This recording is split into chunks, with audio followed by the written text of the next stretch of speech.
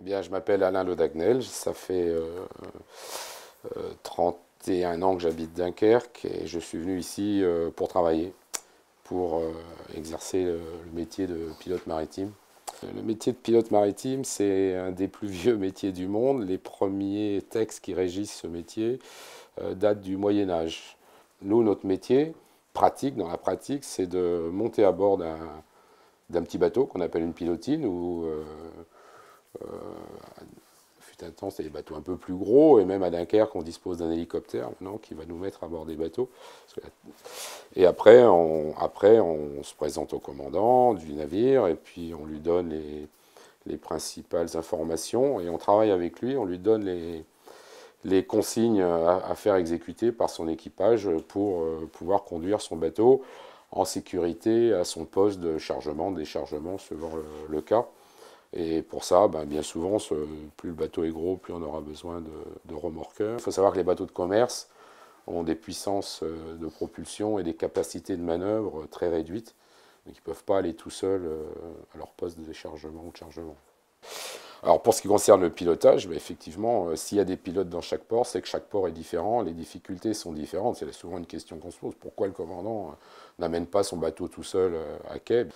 Le danger, il n'est pas là. Le danger pour un bateau, c'est la côte. Et c'est donc là que le pilote intervient. À Dunkerque, par exemple, on intervient au large de Calais pour arriver à Dunkerque. Il y a 20 000, c'est à peu près 40 km, à partir duquel on prend le bateau en charge de façon à ce que le mener en sécurité à son poste de chargement ou déchargement. Quand on arrive, le pilote arrive à la passerelle, le commandant se détend un peu parce qu'il a déjà passé des endroits difficiles comme le rail de Ouessant, le détroit du Pas-de-Calais, où les fonds remontent, il y a de moins en moins d'eau. De toute évidence, en 30 ans de métier, la taille moyenne des navires a changé. Avant, on considérait que les bateaux, déjà un bateau de 150 mètres, ça commençait à être un bateau important. Maintenant, on commence à prendre vraiment attention à la taille importante. C'est-à-dire un bateau, ce qui le gêne pour se déplacer, c'est son poids. Et donc, à partir de 200 mètres, maintenant, c'est un gros bateau.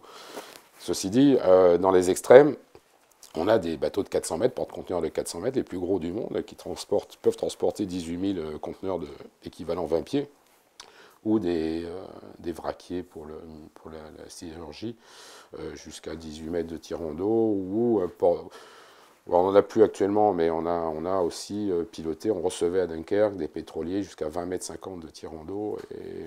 Donc le nombre de bateaux a plutôt diminué. En revanche, la taille moyenne et la taille en général des bateaux a augmenté. Il y a deux ports, Dunkerque, port ouest, port est, port est, avec des systèmes d'écluses pour garder les niveaux constants dans les bassins.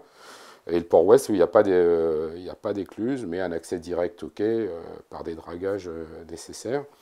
Et là, on accueille les bateaux les plus gros qui existent dans le monde entier. Alors le métier de pilote, par la même occasion, et ça c'est bien dans ce métier-là, parce qu'on est indépendant, sous le contrôle de l'État, mais on a proposé des solutions pour faire évoluer le métier, pour justement ces gros bateaux qui sont encombrés, gênés par leur déplacement. Le déplacement, c'est leur poids. Auparavant, on avait un bateau pilote, ce qu'on appelait la corvette ici. C'était un bateau de 55 mètres. C'était une espèce d'hôtel flottant, de sémaphore en mer, enfin, voilà, qui tournait au large de Calais. Et là, maintenant, on a mis une station radar à terre, plutôt que d'avoir une station radar sur un bateau. Et pour aller à bord des gros bateaux, on utilise principalement l'hélicoptère, qui est un moyen extraordinaire. Quelquefois, l'esprit des marins peut paraître archaïque, c'est-à-dire qu'un marin compte beaucoup sur l'expérience. Le retour d'expérience, c'est très important. En revanche, il ne faut pas laisser l'évolution technologique trop avancée sans soi. Donc nous, il faut qu'on y soit et voir que par moment qu'on la précède. Les simulateurs de navigation, pour les aviateurs, c'est une évidence. Ils apprennent tous les b.a.-ba de la navigation, du maniement, du pilotage des avions sur des simulateurs avant de passer sur des modèles réels. Et nous, les marins, on a mis un peu de temps et maintenant on fait ça. Ici à Dunkerque, on a un simulateur qui est en place depuis 2 ans. Ce simulateur a servi à la modélisation de l'accès des transports de gaz qu'on appelle les méthaniers du port ouest. Et ça, c'est un nouveau trafic pour Dunkerque, c'est le gaz liquéfié, le méthane. On pense que ce port a un avenir formidable. Ici à Dunkerque, c'est vrai que on a un terrain de jeu qui demande qu'à être développé. Il y a encore 3000 hectares qui sont disponibles. Bien sûr, on ne fait pas n'importe quoi. Il y a les compensations. Le port terminal méthanier construit a donné lieu à des discussions assez importantes. Et ne pas détruire sans compenser les milieux naturels. Le début des années 80, ça a été mettre le paquet sur les investissements liés au transport de conteneurs. Parce que là, il y a de la forte valeur ajoutée. Un conteneur, les matériaux, la cargaison est très riche, mais un bateau va décharger sur un camion, voire sur une barge, ensuite, ou sur un train, et ensuite ça va partir ailleurs. Donc il y a du monde qui travaille. Il y a après, avant d'arriver au destinataire, au client, il y aura encore l'ouverture du conteneur, le déchargement. Enfin voilà, il y a toute une chaîne logistique qui est très importante. Et ça, il est important que le port de Dunkerque se développe. La décennie 86-96, pour ce qui est du pilotage, parce que j'y suis arrivé en 86, c'est que les pilotes en 88 ont décidé de se séparer de leur bateau pilote qui marchait bien, qui donnait un grand service, leur gros bateau de 55 mètres, et de passer au système station radar terrestre, hélico et vedette rapide. Ça n'a pas été sans difficulté. Il a fallu faire avaler ça aux anciens qui se considéraient plus comme marins que monter dans une machine volante. Et on a apporté beaucoup de souplesse au service des navires et de sécurité. On voit bien qu'en 2016, bientôt 2017, qu'on est capable d'accueillir les plus gros navires du monde. Et ça, c'est une possibilité fabuleuse.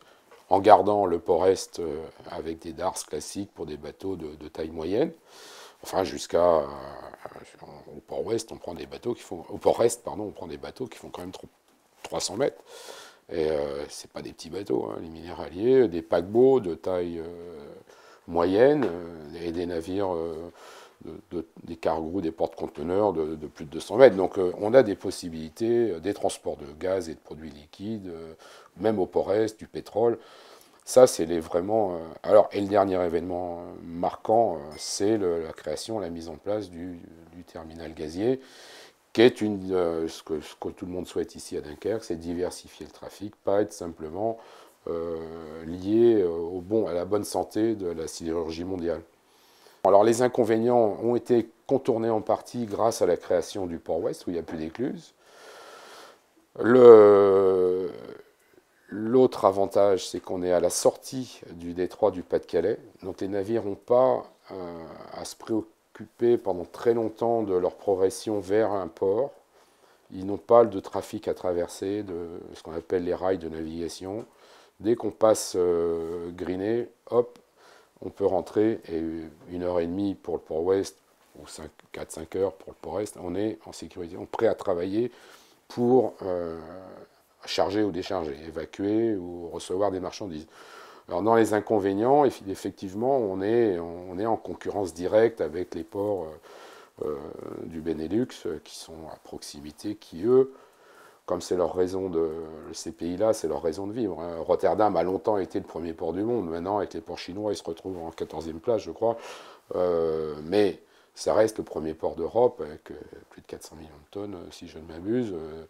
Voilà, il y a Rotterdam, Anvers, Hambourg, qui sont des gros concurrents. Ici, on peut dire qu'on est encore en phase de développement et avec des facilités techniques que ces ports-là ne disposent pas. Donc là, on souhaiterait que l'État, notamment, puisque le port de Dunkerque, son statut, c'est un port d'État, puisse investir et les moyens d'investir le développement du port de Dunkerque. Ça veut dire, un port, c'est pas simplement des accès et des mises à quai faciles, c'est aussi amener et emporter les marchandises, amener les marchandises pour charger, ou une fois déchargées les marchandises, les évacuer vers la destination, c'est-à-dire avoir toute une logistique adaptée, que ce soit le transport routier, ferroviaire ou les canaux. On parle du canal Seine-Nord. Et voilà, là